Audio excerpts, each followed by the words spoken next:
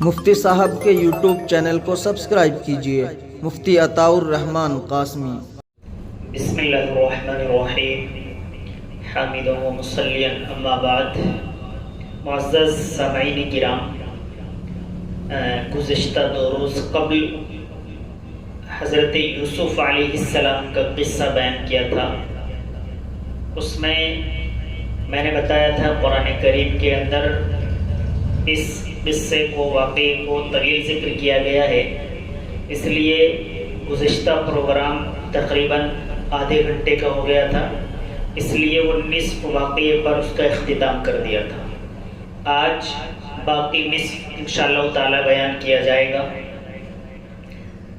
حضرت یوسف علیہ السلام بھائیوں نے کنویں میں ڈال دیا، وہاں سے ایک قافلے نے نکال لیا، مصر میں جا کر غلاموں کی قیمت میں بیچ دیا اور عزیز مصر نے خرید لیا۔ عزیز مصر اس کو خرید کر لے گئے اور عزیز مصر کی بیوی کا نام زلیخا لکھا ہے۔ اس کو جا کر کہا کہ یہ میں غلام خرید کر لایا ہوں، یہ یہی گھر پر رہے گا۔ اصل میں اللہ تبارک و تعالیٰ کا ایک نظام ہے۔ آپ اگر یہ چاہیں کہ ڈائریکٹ کسی بہت بڑے وزیر کے گھر کے اندر جا کر رہنے لگیں تو آپ نہیں رہ پائیں گے۔ یہ نظام نہیں ہے کہ کسی وزیر چھوڑ دیجیے، کوئی عام آدمی بھی ہے اور آپ اس کے گھر جا کر رہنا چاہتے ہیں تو نہیں رہ پائیں گے۔ اس کو آپ پر اعتبار ہے نہیں ہے، یہ کئی ایک چیزیں سامنے آ جائیں گی۔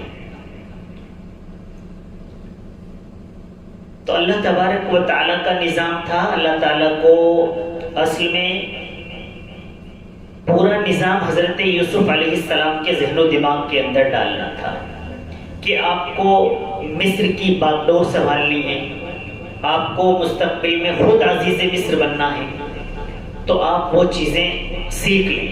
اس کے لیے اللہ تعالیٰ نے یہ نظام بنایا کہ عزیز مصر نے خریدا اور اپنے گھر لے گئے۔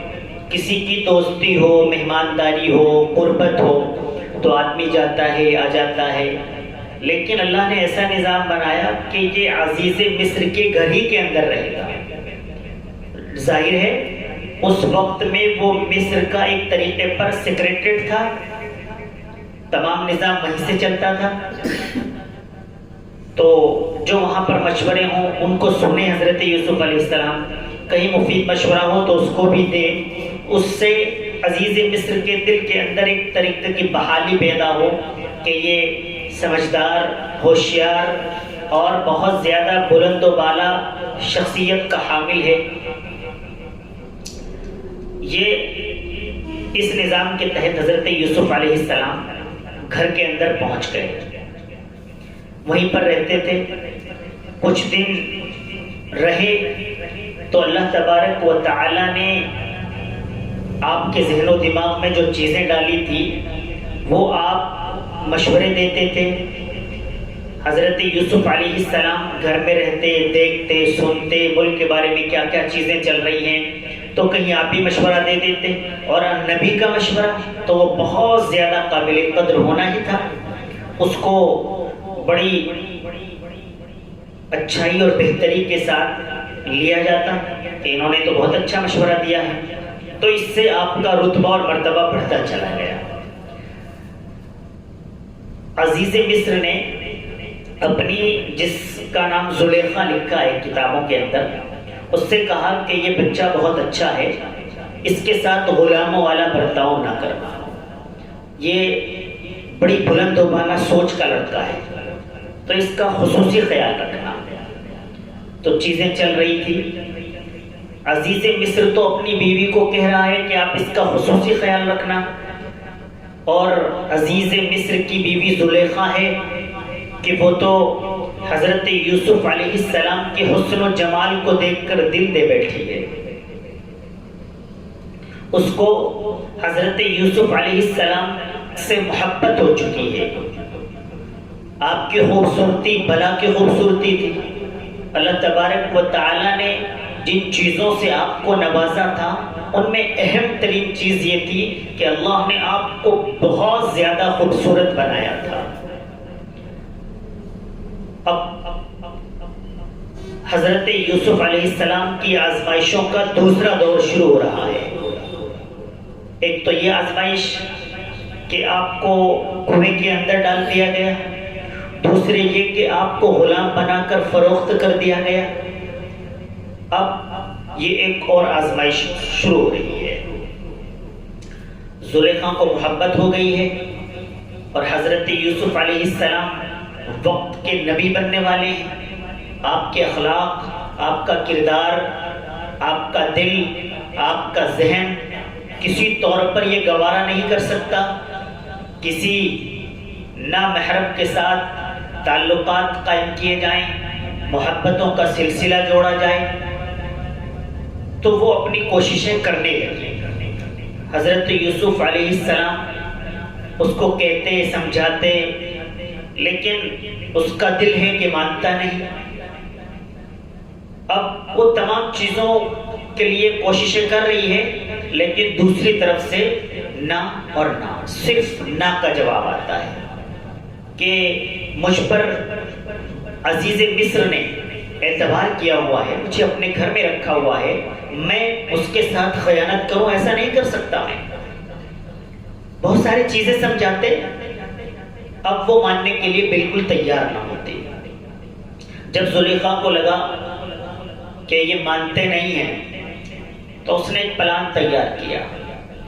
اسے جب معلوم تھا کہ میرا شوہر اتنے بجے نکل جاتا ہے اور اس کے بعد شام میں ہی واپس آتا ہے، تو اس نے اپنے آپ کو بناؤ سنگار اور اپنے آپ کو مزید خوبصورت بنایا اور سارے دروازے مقفل کر دیے، تمام دروازے بند کر دیے۔ حضرت یوسف علیہ السلام تو وہاں پر خادم کے طور پر تھے بظاہر، تو ان کو تو کہیں جانا نہیں تھا، اور ویسے بھی جو غلام ہوتے تھے وہ اپنے مالکوں کے یہاں ان کی کوئی اس طرح کی حیثیت نہیں رہتی تھی کہ وہ بھی کوئی فیصلہ لینے کی پوزیشن میں ہے، تو وہ بھی وہی تھے۔ سب دروازے بند کر دیے گئے اور زلیخا نے اپنی گندی نگاہیں، غلط خیالات اور فکروں کے ساتھ حضرت یوسف علیہ السلام کی جانب بڑھنا شروع کیا۔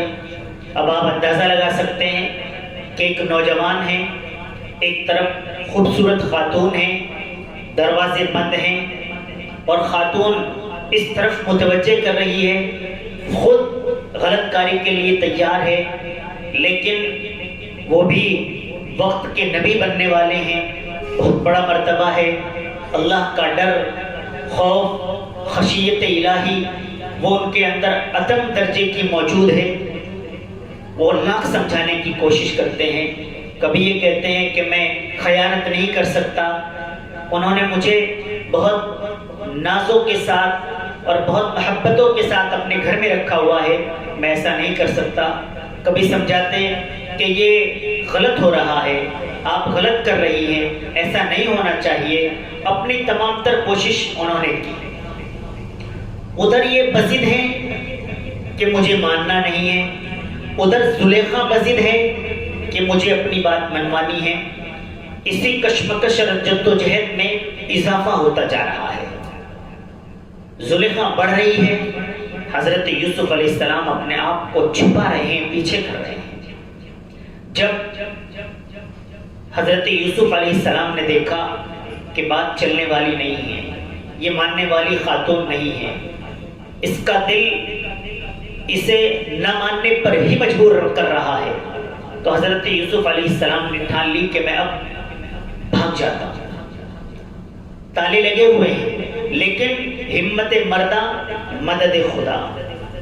حضرت یوسف علیہ السلام دروازوں کی طرف دوڑتے ہیں تو دروازوں کے لوک وہ ٹوٹ کر زمین پر موتیوں کی طرح بکھر جاتے ہیں۔ اللہ تبارک و تعالیٰ کی طاقت کے سامنے تو ایک نہیں، 7 نہیں، 14، 21 تالے لوگ بھی کوئی حیثیت نہیں رکھتے ہیں، تالے ٹوٹ جاتے ہیں، حضرت یوسف علیہ السلام بھاگتے ہیں، زلیخا دیکھتی ہے کہ تالا ٹوٹ چکا ہے، یوسف بھاگ رہے ہیں، زلیخا بھی پیچھے بھاگتی ہے، پیچھے بھاگتے بھاگتے زلیخا کے ہاتھ میں حضرت یوسف علیہ السلام کا پچھلا دامن آ جاتا ہے، پیچھے سے قمیص آ جاتا ہے، زلیخا اس کو پکڑ لیتی ہے، حضرت یوسف آگے کو زور لگاتے ہیں، زلیخا پیچھے کو زور لگاتی ہے، تو وہ اسی کشمکش میں قمیص پھٹ جاتا ہے۔ یہ حضرت یوسف علیہ السلام کی حتی الامکان کوشش ہوتی ہے کہ میں اپنے آپ کو زلیخا سے بچا لوں۔ حضرت یوسف علیہ السلام کیا کتابوں کے اندر لکھا ہے کہ جان اور آبرو ان کی حفاظت ہر انسان پر لازمی اور ضروری ہے۔ آپ یہ نہیں کر سکتے کہ اپنی جان کو آپ جوخم میں ڈال دیں، جہاں تک آپ سے ہو سکے حتی الامکان آپ کو اپنی جان کی حفاظت، آپ کے اوپر فرض ہے کہ آپ اس کی حفاظت کریں۔ اسی طریقے پر عزت و آبرو کی حفاظت بھی آپ پر لازمی ہے۔ آپ یہ تو ہے کہ اللہ تبارک و تعالی جسے چاہتے ہیں عزتوں سے نوازتے ہیں اور جسے چاہتے ہیں ذلیل کر دیتے ہیں، وَتُعِزُّ مَن تَشَاءُ وَتُذِلُّ مَن تَشَاءُ۔ لیکن ہمارا اپنا بھی کچھ فریضہ ہے۔ اللہ کے نبی صلی اللہ علیہ وسلم کا فرمان ہے اتقوا مواضع التہم، تہمت کے مقام اور جگہ تک سے بچو۔ تو اپنی آبرو کی حفاظت حضرت یوسف علیہ السلام بھی اسی پر عمل کر رہے تھے کہ میں اپنی جان لڑا دوں گا لیکن اپنی عزت آبرو کی حفاظت کروں گا۔ ادھر زلیخا کوشش کر رہی ہے، ادھر حضرت یوسف علیہ السلام اپنی کوشش پر بزد ہیں اور وہ بھاگ رہے ہیں، وہ پیچھے بھاگ رہی ہے، دامن پھٹ جاتا ہے، قمیص پھٹ جاتا ہے، اور جیسے ہی دروازے سے نکلتے ہیں تو دیکھتے ہیں کہ سامنے عزیز مصر موجود ہے۔ زلیخا کے شوہر سامنے سے آ جاتے ہیں اچانک، وہ دیکھ کر دنگ رہ جاتے ہیں کہ میری بیوی ہے اور یہ یوسف جسے ہم غلام بنا کر خرید کر لائے تھے یہ ہے، اور کیا ماجرا ہے۔ اب زلیخا پلٹی مار دیتی ہے، زلیخا دیکھتی ہے کہ تیرا شوہر جو اس وقت نہیں آنا چاہیے تھا وہ آ چکا ہے۔ اب اگر یوسف اپنی بات پہلے بتا دیتا ہے تو ہو سکتا ہے کہ اس کی بات مان لی جائے کہ واقعی یوسف زیادتی کر رہے ہوں گے، تو اسی لیے زلیخا فوراً پلٹتی ہے اور کہتی ہے کہ دیکھیے جناب، یہ آپ کا خریدا ہوا غلام مجھ پر بری نظر رکھتا ہے، میرے ساتھ غلط تعلقات قائم کرنے کی کوشش کرتا ہے، آپ اسے سزا دیں، اور اس کی سزا یہی ہے کہ اسے جیل ڈال دیا جائے یا سولی پر لٹکا دیا جائے۔ عزیز مصر اتنا بڑا مرتبہ اور اس کی بیوی کے ساتھ یہ غلام ایسی حرکت کرے، اس نے اپنی بات کو بڑھا چڑھا کر نمک مرچ ایک طریقے پر لگا کر اپنے شوہر کے سامنے پیش کیا۔ اب یہاں پر ایک بات اور آتی ہے کہ ہو سکتا تھا حضرت یوسف علیہ السلام یہ سمجھتے کہ اس خاتون کی عزت و آبرو مٹی میں ملی جا رہی ہے تو وہ اس چیز کو برداشت کر لیتے ہیں، لیکن اگر آج اس بات کو برداشت کرتے ہیں تو حضرت یوسف کی عزت و آبرو مٹی میں ملی چلی جا رہی ہے۔ آپ نبی بننے والے ہیں اور آپ پر یہ داغ لگنے والا ہے، تو اس لیے یہاں پر مفسرین نے لکھا ہے کہ اپنی طرف سے اپنے اوپر لگنے والی تہمت کے متعلق آپ کو صفائی پیش کر دینی چاہیے۔ حضرت یوسف علیہ السلام نے وہی کیا اور کہا کہ اے عزیز مصر، یہ زلیخا یہ جھوٹ بول رہی ہے، میں ان کے ساتھ اس طرح کی کوئی غلط حرکت کرنا نہیں چاہتا، لیکن یہ مجھے برابر بہت زیادہ دنوں سے پریشر کر رہی ہے۔ آج انہوں نے موقع سمجھ کر یہ تالے انہوں نے بند کیے تھے، تمام چیزیں حضرت یوسف علیہ السلام نے بیان کی۔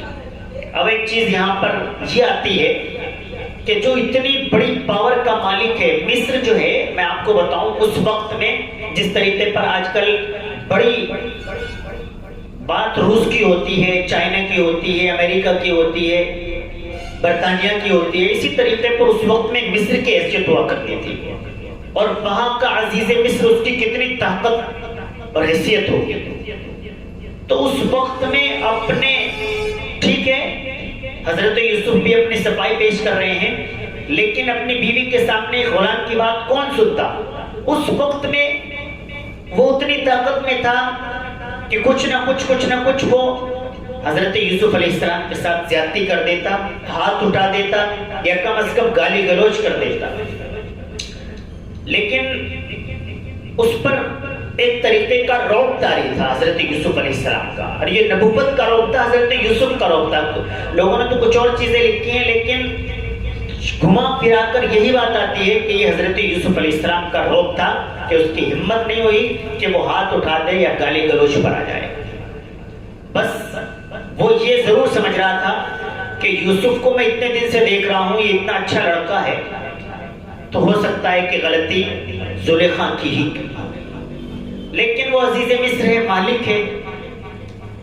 اس نے کہا بھئی دیکھو، بات زلیخا بھی کر رہی ہے، کہہ رہی ہے، اور اپنی صفائی میں وہ کہہ رہی ہے کہ غلطی آپ کی ہے۔ تو وہاں پر ایک گواہ سامنے آتا ہے، وہ عجیب و غریب نرالا گواہ ہے۔ کچھ لوگوں نے تو رشتہ دار لکھا ہے اس کو زلیخا کا، لیکن صحیح قول اور کچھ لوگوں نے یہ لکھا ہے کہ وہ ایک شیرخوار بچہ تھا، دودھ پینے والا بچہ۔ وہ بول اٹھا، اس نے گواہی دی، اور صرف گواہی نہیں دی بلکہ دلیل پیش کی۔ دلیل میں اس نے کہا کہ عزیز مصر آپ یہ دیکھیے کہ ان کا قمیص آگے کی جانب سے پھٹا ہے یا پیچھے کی جانب سے پھٹا ہے، اور جہاں تک میں سمجھتا ہوں اگر حضرت یوسف علیہ السلام زلیخا کے ساتھ زیادتی کر رہے ہوتے اور زلیخا اپنے آپ کو بچانے کی کوشش کر رہی ہوتی تو ان کے ہاتھ میں آگے کا دامن آتا، وہ آگے کا دامن پھٹتا۔ اگر آگے کا دامن پھٹا ہوا ہے تو حضرت یوسف غلطی پر ہیں، اور حضرت یوسف زلیخا سے بھاگ رہے تھے، زلیخا نے پیچھے کا قمیص پکڑ کر کھینچا ہے، پیچھے کا قمیص پھٹا ہے، تو پھر غلطی زلیخا کی ہے، اور حضرت یوسف علیہ السلام اپنے مقام پر درست ہیں۔ عزیز مصر نے دیکھا کہ قمیص تو پیچھے سے ہی پھٹا ہوا ہے، تو یہ گواہی بچے نے دی ہے۔ اس کے علاوہ بھی کئی ایک مقام پر تاریخ کی کتابوں میں لکھا ہے کہ بچے نے اس طریقے پر گواہی دی ہے۔ ایک عورت اپنے بچے کو دودھ پلا رہی تھی، اس نے کسی آدمی کو جاتے ہوئے دیکھا اور کہا کہ یا اللہ میرے بیٹے کو اس جیسا بنا دے۔ کبھی آدمی کو لگتا ہے نا کہ یہ بڑا ہوشیار آدمی ہے، اس کے پاس پیسے بھی ہیں، تعلیم بھی ہے، عہدہ بھی ہے، تو لگتا ہے کہ ہمارے بچے کاش ایسے ہی ہو جائیں۔ اس نے بھی کہا کہ میرے بچے کو اللہ ایسا بنا دے۔ تو وہ شیرخوار بچہ دودھ چھوڑ کر بولا کہ اماں جان مجھے اس جیسا نہیں بننا ہے۔ خیر بچے نے گواہی دے دی تو عزیز مصر پوری بات سمجھ گیا کہ غلطی زلیخا کی ہے۔ ہونا تو یہ چاہیے تھا کہ زلیخا کو سزا ملتی، لیکن وہ مالک لوگ تھے اس دور میں، اور جب کوئی مالک ہوتا ہے تو وہ اپنے سے کمزوروں پر ظلم کرنے میں کمی نہیں کرتا ہے۔ عزیز مصر نے کہا دیکھو یوسف آپ اس بات کو یہیں پر دبا دو، ختم کر دو، ورنہ بڑی بدنامی ہوگی، میری بھی ہوگی۔ وہ یہ کہہ کر بات آئی گئی کر دی، لیکن وہ محل تھا، بہت سارے لوگ، خواتین، مرد، ملازم، سب لوگ وہاں پر موجود تھے۔ کسی عورت کو اس واقعے کی بھنک لگ گئی۔ اب آپ کو کسی بات کا اعلان کرانا ہو نا تو آپ کسی عورت کے کان میں بتا دینا، اور ساتھ ساتھ یہ کہہ دینا کہ کسی کو بالکل بتانا نہیں ہے۔ پھر دیکھو وہ کیسے گاؤں میں، قصبے میں یا شہر میں کیسے بات پھیلتی ہے۔ وہ تیسری کو بتائے گی اور یہی کہے گی کہ کسی کو بتانا نہیں، چوتھی کو بتائے گی اور یہ کہے گی کہ کسی کو بتانا نہیں، پورے میں اسی طریقے پر وہ بات کو پھیلا دے گی۔ یہی ہوا، ایک عورت ملازمہ وہاں پر موجود ہوگی یا اس سے کسی طرح بھنک لگ گئی ہوگی، اس نے ایک کو بتایا، دو کو بتایا، تین کو بتایا، پورے شہر میں یہ بات چرچا کرنے لگی کہ لوگ کہنے لگے ہائے افسوس، عزیز مصر کی بیوی اور ایک غلام پر فریفتہ ہو گئی، عزیز مصر کی بیوی اپنے زر خرید غلام کی عاشقہ بن گئی، عزیز مصر کی بیوی اور یہ ایسی حرکت کرنے لگی، تمام عورتیں یہ باتیں کرنے لگی۔ یہ بات گھوم پھر کر عزیز مصر کی بیوی زلیخا کے پاس پہنچی۔ ہو تو یہ بھی سکتا تھا کہ وہ فورس کرتی کہ خاموش، آج کے بعد اگر کسی کی زبان سے یہ بات سنی تو زبان کھینچ جائے گی، لیکن وہ بڑی ہوشیار تھی۔ اس نے کہا اچھا عورتیں باتیں بنا رہی، میں بتاتی ہوں۔ اس نے ایک دعوت کا نظام بنایا اور شہر کی جو معزز گھرانے کی خواتین تھی، اچھی خواتین تھی، پوزیشن والی، ان کی دعوت کی کتابوں میں کے اندر لکھا ہے کہ وہ تقریباً 40 تھی، ان کے ساتھ کچھ خادمائیں بھی ہوں گی۔ ان کو بلایا، دسترخوان لگایا، کچھ چیزیں فروٹ وغیرہ رکھ دی، گوشت رکھ دیا، چاقو رکھ دیے کہ آپ کاٹیے اور کھائیے اور کام شروع کیجیے۔ جیسے ہی خواتین نے کاٹ کر کھانا شروع کیا تو زلیخا نے حضرت یوسف علیہ السلام کو حکم دیا کہ آپ ان کے پاس سے گزر جائیے۔ حضرت یوسف علیہ السلام قطعی طور پر نہیں چاہتے تھے دلی طور پر کہ خواتین کے سامنے سے گزروں، لیکن بہرحال وہاں پر ایک حیثیت غلام کی تھی، گزر گئے، نیچی نظریں کر کے گزر گئے۔ خواتین کی نظر جب حضرت یوسف علیہ السلام پر پڑی تو دنگ رہ گئی، اور جس چاقو سے وہ فروٹ کاٹ رہی تھی اس سے اپنے ہاتھ کاٹ لیے، اور زبان سے ایک ہی بات نکلی کہ یہ کوئی انسان نہیں بلکہ یہ تو کوئی فرشتہ ہے، کتنا خوبصورت ہے۔ زلیخا نے اس کام کو کر کے ان خواتین کو جواب دیا کہ دیکھیے میں کس پر عاشق ہوئی ہوں، تم جو بات بنا رہی ہو یہ کس بلا کا حسن رکھتا ہے، اور کون عورت ہے جس پر فریفتہ نہ ہو جائے۔ یہ بات بتانے کے لیے اس نے یہ کیا، اور ساتھ میں دھونس دی کہ سنو، اب یہ یوسف یا تو میری بات مانے گا یا یہ جیل جائے گا۔ وہ تب بھی نہیں مانی تھی، عزیز مصر نے دبانے کی بات کی تھی، لیکن وہ اس کا دل مان ہی نہیں رہا تھا۔ وہ کہنے لگی یا تو یہ بات مانے گا یا جیل جائے گا۔ یہاں پر حضرت یوسف علیہ السلام نے کہا مجھے جیل جانا منظور ہے لیکن میں یہ حرکت کرنے والا نہیں۔ یہاں پر کچھ لوگ واقعہ بیان کرتے ہوئے کہتے ہیں کہ حضرت یوسف علیہ السلام نے خود دعا کی تھی کہ مجھے جیل بھیج دیا جائے، خود دعا نہیں کی تھی، بلکہ جیسے دنیا کے اندر بھی ہوتا ہے، کبھی آدمی یہ کہتا ہے کہ میں شادی میں جانے سے اچھا تو بھوکا رہنا پسند کروں گا، تو اس کا مقصد بھوکا رہنا نہیں ہوتا ہے۔ اسی طریقے پر حضرت یوسف علیہ السلام نے بھی کہا تھا، اور کہنا بھی چاہیے اپنی عزت و آبرو کو بچانے کے لیے، اور آئندہ آپ نبی بننے والے ہیں اور آپ ایسی حرکت کے اندر ملوث ہو گئے، نعوذ باللہ ثم نعوذ باللہ خاکم بدہن، تو آپ کی کیا پوزیشن رہ جائے گی، کیا بات رہ جائے گی۔ اس لیے حضرت یوسف علیہ السلام نے کہا تھا کہ میں جیل جانا پسند کروں گا، یہ حرکت کرنا پسند نہیں کروں گا۔ اب یہ بات جب آگے بڑھی تو عزیز مصر نے ظلماً آپ کو جیل بھیج دیا۔ حضرت یوسف علیہ السلام جیل چلے گئے، آپ غلام تھے، کوئی حیثیت نہیں تھی، کیا اپنے مقدمے کو لڑتے، کیا بات کہتے۔ عزیز مصر نے کہا بھائی جیل جانا ہے تو جیل چلے گئے۔ جیل میں آپ کے ساتھ 2 لوگ اور گئے تھے اور دیگر حضرات بھی وہاں پر موجود تھے، تو یہاں پر حضرت یوسف علیہ السلام نے تبلیغ کا کام شروع کیا، جیل کے اندر لوگوں کو اللہ کی وحدانیت سمجھانی شروع کی۔ وہ جو 2 ساتھی گئے تھے ان میں سے انہوں نے ایک دن صبح کو کہا کہ آپ اچھے آدمی لگتے ہیں، ہمیں خواب نظر آیا ہے، آپ اس کی تعبیر بتا دیں۔ کہا بھائی بتاؤ کیا خواب ہے۔ ایک نے کہا میں نے خواب دیکھا ہے کہ میں شراب نچوڑ رہا ہوں۔ دوسرے نے کہا کہ میں نے خواب دیکھا ہے کہ میرے سر پر روٹیوں کا ٹوکرا ہے اور اس سے کوے کھا رہے ہیں۔ حضرت یوسف علیہ السلام نے کہا کہ جو شراب نچوڑنے والا جس نے خواب دیکھا ہے یہ اپنے عہدے پر بحال ہوگا اور یہ بادشاہ کا قریبی بن کر انہیں کھانے وانے یا پانی پلانے وغیرہ کا کام کیا کرے گا اور آپ کو سولی دے دی جائے گی۔ اور حضرت یوسف علیہ السلام نے تعبیر بتانے کے ساتھ ساتھ دعوت و تبلیغ کا کام بھی کیا، انہیں اللہ کی وحدانیت بھی سمجھائی۔ اب کچھ دنوں کے بعد خواب کی تعبیر تو ہونی تھی، اس شخص کے لیے پروانہ آ گیا کہ آپ کو رہا کیا جا رہا ہے جس نے خواب دیکھا تھا شراب نچوڑنے کا. تو اس وقت حضرت یوسف علیہ السلام نے ان سے ایک بات کہی تھی کہ آپ بادشاہ کے یہاں تو پہنچ ہی جائیں گے، قریبی ہو جائیں گے، وہاں پر میرا ذکر کرنا. تو یہاں پر بھی کچھ لوگ کہتے ہیں کہ یہاں پر حضرت یوسف علیہ السلام نے اس شخص سے یہ کہا کہ میری رہائی کی بات کرنا.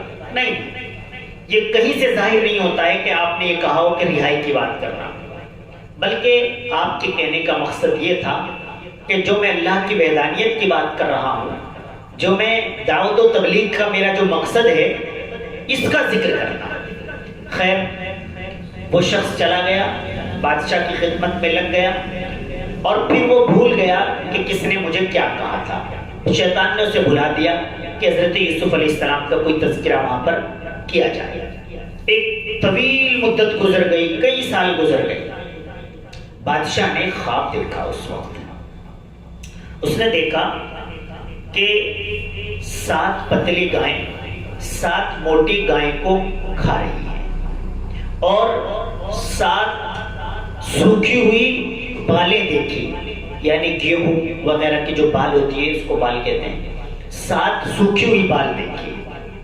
صبح ہوئی، ملک کے اندر، مصر کے اندر اعلان کیا بھائی جو نجومی ہیں یا جو خواب کی تعبیر کی بات کرتے ہیں، جانتے ہیں، انہیں بلایا گیا. سب کو بلایا گیا، سب کے سامنے اپنا خواب بیان کیا. جب آدمی کسی بات سے قاصر ہوتا ہے نا تو وہ جواب میں کہتا ہے یہ کوئی چیز نہیں ہے. انہیں سمجھ نہیں آئی تعبیر اس کی کیا ہے، تو انہوں نے کہا کہ بادشاہ یہ کوئی چیز نہیں ہے، پریشان ہونے کی بات نہیں ہے، تو ایسے خواب آتے رہتے ہیں. وہ لوگ چلے گئے. جب خواب اور تعبیر کی بات آئی تو اس شخص کو جس نے خواب کی تعبیر حضرت یوسف علیہ السلام سے جیل میں معلوم کی تھی یاد آیا وہ تعبیر بتانے والا تو وہ شخص ہے، اور اس نے کہا بھی تھا کہ بادشاہ سے میرا ذکر کرنا. اس نے کہا بادشاہ سلامت، جیل کے اندر ایک آدمی ہے، میں اس کے ساتھ جیل میں رہا ہوں، وہ خواب کی بڑی اچھی تعبیر بتاتا ہے. بادشاہ نے کہا یار یہ شہر کے اتنے بڑے بڑے لوگ آئے تھے، یہ نہیں بتا پائے، وہ جیل میں رہنے والا کیا بتا پائے گا. اس نے کنونس کر لیا بادشاہ کو، بار بار کہا. بادشاہ نے سوچا چل کوئی حرج نہیں ہے، اس سے بھی معلوم کر لیتے ہیں. کہا اچھا جاؤ. اس سے معلوم کر کے حضرت یوسف علیہ السلام کے پاس وہ شخص آیا اور کہا کہ بادشاہ نے یہ خواب دیکھا ہے، اس کی تعبیر بتا دیں. تو کوئی عام آدمی ہوتا تو کہتا اچھا آج کام پڑا ہے تو آ گئے ہو، اور جب میں نے کتنے سال ہو گئے کہا تھا کہ میرا ذکر کرنا، ایک بار بھی بادشاہ سے میرا ذکر کیا نہیں کیا نا، جائیے کوئی تعبیر وغیرہ ہمارے پاس نہیں ہے. حضرت یوسف علیہ السلام نبی ہیں، کیا کہتے ہیں کہ تعبیر بھی بتاؤں گا، تدبیر بھی بتاؤں گا. تعبیر بھی بتاؤں گا اور اس کے حل کا آسان طریقہ بھی بتاؤں گا. کہا بتا دیں. کہا دیکھو آنے والے وقت میں 7 سال ایسے آئیں گے جو بہت خوشحالی کے ہوں گے، بہت اناج غلہ پیدا ہوگا، لیکن اس کے بعد 7 سال سوکھے کے آئیں گے، کہیں غلہ دیکھنے کو نہیں ملے گا، بارش نہیں ہوگی تو غلہ پیدا نہیں ہوگا اور غلے کی کمی پڑ جائے گی. یہ بات بتا دی. یہ جا کر اس نے بادشاہ سے ذکر کی. حضرت یوسف علیہ السلام نے ساتھ ساتھ تدبیر بتائی کہ اس کا حل یہ ہے کہ یہ جو 7 سال بہت زیادہ غلہ پیدا ہوگا، اس میں غلہ زیادہ پیدا کیا جائے، استعمال کم کیا جائے اور اس کا اسٹاک کر لیا جائے، بالوں کے اندر اس کو چھوڑ دیا جائے. جب بادشاہ کو یہ پوری بات اس شخص نے جا کر بتائی کہ اس طرح کی تعبیر ہے اور تدبیر بھی ساتھ ساتھ بتائی، تو بادشاہ کو لگا کہ یہ تو بڑا قیمتی آدمی ہے اور یہ جیل کے اندر ہے. کہا جاؤ اس کو بلا لاؤ، اس کی ضرورت ہمیں یہاں ہے، جیل میں کیا کر رہا ہے. لوگ کہے کہ فرمان شاہی ہے، چلو آپ کا چھٹکارا ہے.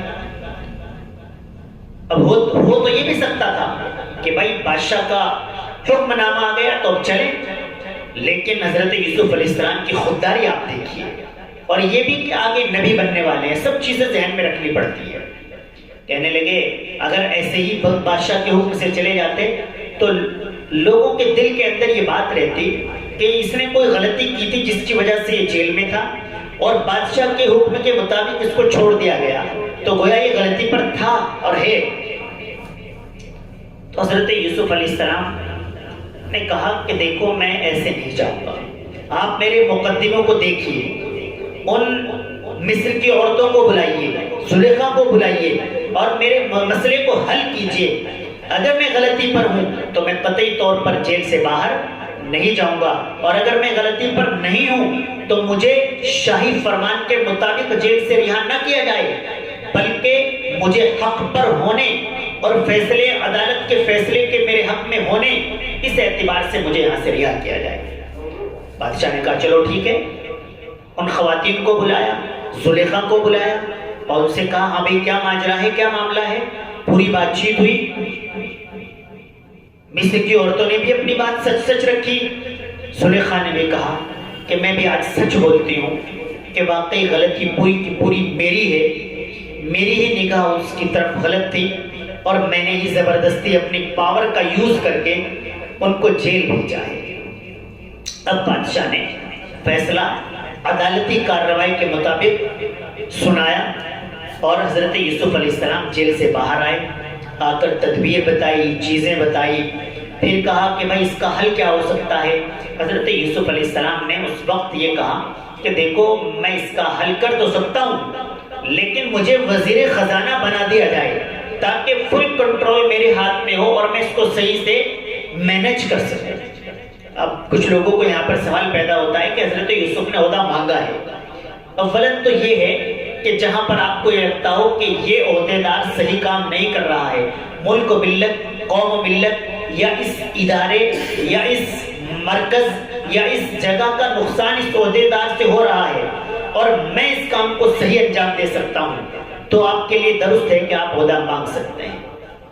دوسری بات یہ ہے کہ یہاں پر عہدہ مانگا ہی نہیں گیا ہے، بلکہ یہ تو خود بادشاہ کی پیشکش ہے کہ آپ اس نظام کو صحیح چلائیں، آپ اپنے ہاتھ میں لیں۔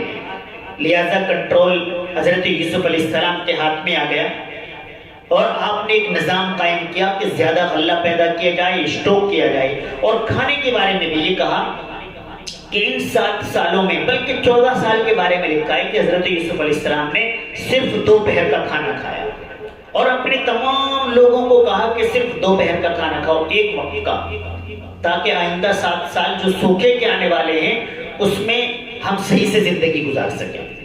لہٰذا وہ 7 سال گزر گئے، سوکھے کے 7 سال شروع ہو گئے، آس پاس کے علاقوں کے اندر بھی یہ سوکھا پھیل گیا اور لوگ پریشان حال۔ تو حضرت یوسف علیہ السلام نے اعلان کیا کہ جو آس پاس کے لوگ ہیں، مصر کے باہر کے لوگ ہیں، وہ بھی قیمتاً ہم سے غلہ خرید سکتے ہیں۔ تو حضرت یوسف علیہ السلام کے جو بھائی ہیں، حضرت یعقوب علیہ السلام کے جو دوسرے بڑے بیٹے ہیں، وہ بھی غلہ لینے کے لیے آئے۔ وہ 10 بھائی آئے اور غلے کی درخواست کی۔ حضرت یوسف علیہ السلام نے ان کو پہچان لیا۔ وہ تو حضرت یوسف علیہ السلام کو کیا پہچانتے، وہ تو دل کے اندر خیال بھی نہیں آ سکتا تھا کہ یوسف اتنی بڑی جگہ آ سکتا ہے۔ ان سے سارے حال احوال معلوم کیے، انہوں نے بتایا کہ غلہ ہمیں دے دیں، ہمارا ایک بھائی بنیامین بھی ہے، ہم سے چھوٹا ہے، وہ کمزور ہے، والد اس سے زیادہ محبت کرتے ہیں، اس کو نہیں بھیجا ہے، اس کا بھی غلہ دے دیں۔ تو حضرت یوسف علیہ السلام نے ان کا اکرام کیا، مہمان نوازی کی اور انہیں غلہ دیا، اور غلہ دینے کے ساتھ ساتھ یہ کہا کہ اگلی بار میں جب آئیں تو اس بنیامین کو ساتھ لے کر آئیں، میں اس کا غلہ تبھی دوں گا جب وہ آپ کے ساتھ آئے گا، ورنہ آپ کو غلہ نہیں ملے گا۔ وہ لوگ چلے گئے۔ جانے کے بعد حضرت یعقوب علیہ السلام سے پوری بات بتائی۔ اب جب غلہ ختم ہونے کو ہوا تو کہنے لگے، جب وہاں پر پہنچے حضرت یعقوب علیہ السلام کو کنونس کرنے کی کوشش کی کہ آپ بنیامین کو ہمارے ساتھ بھیج دیں گے تو ہمیں بھی غلہ ملے گا، اسے بھی غلہ ملے گا، لیکن حضرت یعقوب علیہ السلام بھیجنے کے لیے کسی طور پر تیار نہیں ہو رہے تھے، کیونکہ وہ پہلے حضرت یوسف علیہ السلام کا حال دیکھ چکے تھے، کہیں ایسا نہ ہو کہ بنیامین کے ساتھ بھی ایسا ہی حال بنا دیں۔ غلہ جب دیکھا کہ دیکھے تو صحیح کیا ہے کیا نہیں ہے، تو غلے میں حضرت یوسف علیہ السلام نے ان کے پیسے یا ان کی جو چیز تھی وہ واپس کر دی تھی، اور اس میں بھی یہی راز تھا کہ یعقوب علیہ السلام نبی ہیں، ان پیسوں کو نہیں رکھیں گے، وہ واپس ضرور بھیجیں گے تاکہ یہ میرے بھائی بنیامین کو لے کر واپس آ جائیں۔ کہا ابا جان اب تو ہماری ذمہ داری بھی بن گئی ہے کہ یہ چیز میں واپس کر کے آنی ہے اور ہم اور غلہ بھی لے آئیں گے۔ تو حضرت یعقوب علیہ السلام نے کچھ دنوں کے بعد جانے کی اجازت دے دی، اور جاتے وقت انہوں نے کہا کہ ہم ذمہ دار ہیں۔ کہا آپ ذمہ دار کچھ نہیں ہو، آپ بھی دھیان رکھنا، لیکن میں اللہ تبارک و تعالیٰ کے بھروسے پر آپ کے ساتھ بھیج رہا ہوں۔ اب ایک بات یہاں پر یہ آتی ہے کہ پہلے وہ بھروسہ یہ بات کیوں نہیں کی تھی؟ اصل میں پہلے حضرت یوسف علیہ السلام کے وقت میں یہ بات زیادہ نہیں تھی کہ اس طرح کا واقعہ پیش آ سکتا ہے۔ اب زیادہ امکان تھے کہ ایک بھائی کے ساتھ ایسا کر چکے ہیں، ان کے ساتھ بھی ایسا نہ کر دیں۔ تو حضرت یوسف علیہ السلام کے پاس یہ اپنے بھائی کو لے کر پہنچے۔ پہنچنے کے بعد حضرت یوسف علیہ السلام نے ان لوگوں کے روم، کمرے یا جو بھی یہاں پر ٹھکانہ تھا ان کو بھیج دیا کہ آپ ذرا آرام کر لیں، اور بنیامین کو اپنے پاس بلا لیا اور کہا بنیامین آپ ہمیں پہچانتے ہیں؟ بنیامین نے کہا حضور میں تو آپ کو پہچانتا نہیں ہوں، پہلی بار آپ کو دیکھا ہے، پہلی بار آیا ہوں۔ کہا غور سے دیکھو، تو لکھا ہے کہ بنیامین کے دل کے اندر تو آ رہا ہے کہ یہ مجھے یوسف محسوس ہوتا ہے، لیکن بنیامین اوپر سے کہتا ہے یوسف کہاں سے آ گیا، وہ تو نہ جانے کب کا ختم ہو چکا ہے۔ اسی کشمکش میں حضرت یوسف علیہ السلام نے کہا کہ میں آپ کا بھائی یوسف ہوں۔ اب بنیامین خوشی سے اچھل پڑے، بہت خوش ہوئے۔ پھر بہت دیر تک دونوں نے بات کی۔ حضرت یوسف علیہ السلام نے اپنا پورا معاملہ بیان کیا، اپنا پورا واقعہ بیان کیا، اپنی ساری چیزیں بیان کی کہ میرے ساتھ کیا کیا کیا کیا کیا کیا واقعات پیش آئے، میں کیسے کیسے اس کنویں سے اور یہاں مصر کے بادشاہی تخت پر پہنچا۔ حضرت یوسف علیہ السلام اور بنیامین کہ یہ لمحات بہت تیزی کے ساتھ گزر گئے، پھر چلنے کا وقت ہو گیا۔ اب ذہن پہ بات آئی کہ بنیامین کو اپنے پاس کیسے رکھا جائے۔ اب بات دل میں ڈالی کہ ایسا کرتے ہیں کہ شاہی پیالہ بنیامین کے سامان میں رکھ دیتے ہیں، پھر چیکنگ کر لیں گے، کہیں گے بھائی انہوں نے چوری کی ہے، اور ان کو اس بہانے یہاں رکھ لیں گے۔ لہٰذا ایسا ہی کیا۔ یہ لوگ جیسے ہی وہاں سے نکلے، پیالے کی ڈھونڈ شروع ہو گئی۔ جو وہاں پر کارکنان تھے وہ کہنے لگے بھائی پیالہ غائب ہے، پیالہ غائب ہے، پیالہ غائب ہے، کا تلاش کرو، جگہ جگہ تلاش کیا، نہیں مل پایا۔ اس کے بعد وہ دوڑے کہ وہ قافلہ یہاں سے نکلا ہے، شاید وہ چرا لے گیا۔ کہا رکو بھائی تم چور ہو۔ اب یہاں پر یہ بات آئی کہ ان لوگوں نے چور کیوں کہا۔ ایک جواب تو اس کا یہ ہے کہ پیالہ بڑے خفیہ طور پر رکھا گیا تھا، سب کو معلوم نہیں تھا۔ ایک دوسری بات یہ ہے کہ کبھی کبھی ایسا ہوتا ہے کہ سامنے والے کو جیسے کسی نے میرا نام معلوم کیا، آپ کا کیا نام ہے، تو غلط تو یہ بنتا ہے کہ میں یہ کہوں عطاء الرحمن ہے، لیکن کبھی میں کسی وجہ سے کہہ دوں میرا نام عبداللہ ہے، یعنی میں اللہ کا بندہ ہوں، اور اللہ کے بندے تو سبھی ہیں، تو یہ بات درست ہوگی کہ میں اپنے آپ کو عبداللہ بتاؤں۔ تو اسی طریقے پر انہوں نے حضرت یوسف علیہ السلام کو ان کے والد گرامی سے چرایا تھا، تو بات تو وہ والی کہنی تھی کہ آپ چور ہیں۔ انہوں نے سمجھا کہ ابھی پیالہ ہمارے سر الزام لگایا جا رہا ہے کہ یہ پیالہ ہم نے چرایا ہے۔ اور بڑے پریشان، انہوں نے تو پتا تھا کہ ہم تو چوری کر ہی نہیں سکتے، نہ ہم نے کسی نے چوری کی ہے۔ انہوں نے پھر کہا ادھر سے کہ دیکھیے آپ بتائیے کہ اگر پیالہ آپ کے سامان سے نکل گیا تو پھر اس کا کیا بنے گا؟ انہوں نے کہا کیا بنے گا؟ ہمارے یہاں تو اگر کوئی چوری کر لیتا ہے اس کی سزا یہ ہے کہ وہ اس کی 1 سال تک خدمت کرتا ہے، 1 سال اس کے پاس رہتا ہے۔ کب یہاں پر یہ پھنس گئے۔ کہا ٹھیک ہے بھائی تلاشی لو۔ اب بڑے بھائیوں سے تلاشی لینا شروع کی، سب کی تلاشی لی، کسی کے پاس نہیں ملا۔ آخر میں چھوٹے بھائی بنیامین کی تلاشی لی اور پیالہ مل گیا۔ اب انہیں افسوس ہوا، اب یہاں الجھ گئے کہ اب یہ بنیامین کو یہاں پر چھوڑنا پڑے گا۔ اب وہ دوبارہ بادشاہ کی خدمت میں لائے گئے۔ کہا بادشاہ ہمارا والد بوڑھا ہے اور وہ اس سے پہلے بھی غم برداشت کر چکا ہے، آپ ایسا نہ کریں، آپ ہم میں سے کسی کو رکھ لیں۔ اور ساتھ ساتھ یہ بھی کہا کہ اجی یہ تو چوری ہے، اس کا بھائی بھی یوسف چور تھا، اس نے بھی ایسا ہی کیا تھا۔ اب آپ صبر و تحمل دیکھیں یوسف علیہ السلام کا، صبر بہت بڑی چیز ہے۔ حضرت یوسف علیہ السلام کے اس واقعے میں لکھا ہے کہ صبر اور تقوی یہ زندگی کی ترقی کا، زندگی کی کامیابی کا راز و ضامن ہے۔ آپ صبر کریں، تقوی اختیار کریں، کامیابی آپ کے قدم پوش ہوگی۔ صبر کسی چیز کے گم ہو جانے پر، صبر عبادات کے کرنے میں جو تکالیف ہوتی ہیں ان پر صبر، کوئی آپ کو گالی دیتا ہے اس پر صبر، کوئی آپ پر ظلم کرتا ہے اس پر صبر، آپ صبر کرتے چلے جائیں گے تو آپ کامیاب ہو جائیں گے، آپ کے ساتھ ظلم کرنے والا وہ ناکام ہو جائے گا۔ صبر اور تقوی زندگی کی ترقی کا ضامن ہے۔ حضرت یوسف علیہ السلام نے صبر و ضبط سے کام لیا، حالانکہ بلا وجہ وہ الزام لگا رہے ہیں حضرت یوسف علیہ السلام پر، کوئی چوری کا معاملہ بنتا ہی نہیں ہے۔ کہنے لگے کہ ہم میں سے کسی اور کو رکھ لیں آپ۔ حضرت یوسف علیہ السلام نے کہا نہیں نہیں، میں سے ظلم نہیں کر سکتا کہ چوری اس نے کی اور آپ میں سے کسی ایک کو رکھ لوں۔ بات بالکل وہ لاچار ہو گئے، بنیامین کو رکھ لیا گیا۔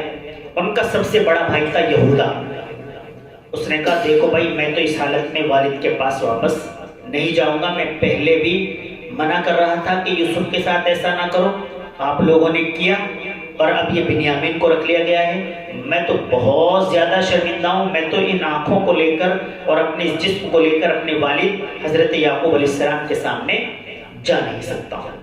وہ وہیں رک گئے اور باقی بھائی پہنچے اور جا کر کہا کہ آپ کے بیٹے نے چوری کر لی تھی، اس لیے اس کو وہیں پر رکھ لیا گیا۔ حضرت یعقوب علیہ السلام بہت پریشان ہوئے۔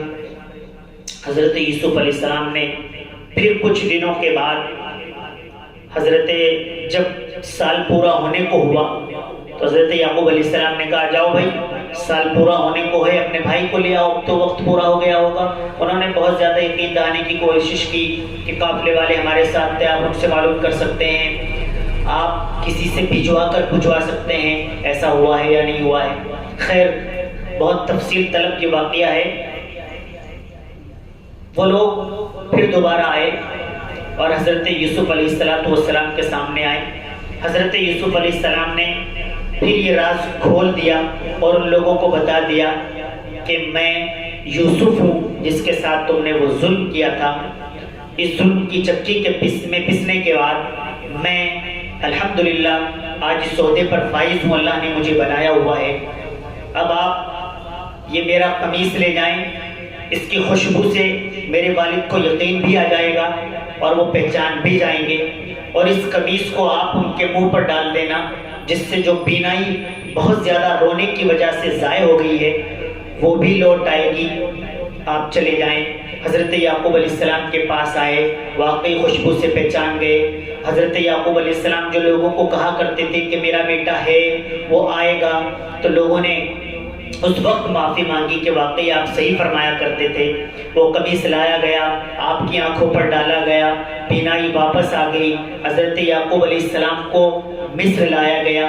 حضرت یوسف علیہ السلام نے کہا والد گرامی اب میرے لیے یہ ممکن نہیں کہ میں اسے چھوڑ کر یہاں شاہی تخت کو چھوڑ کر نظم و انتظام کو چھوڑ کر آپ کے ساتھ وہاں رہوں، میں چاہتا ہوں کہ بس آپ ہی جو زندگی باقی ہے آپ ہی میرے پاس رہیں۔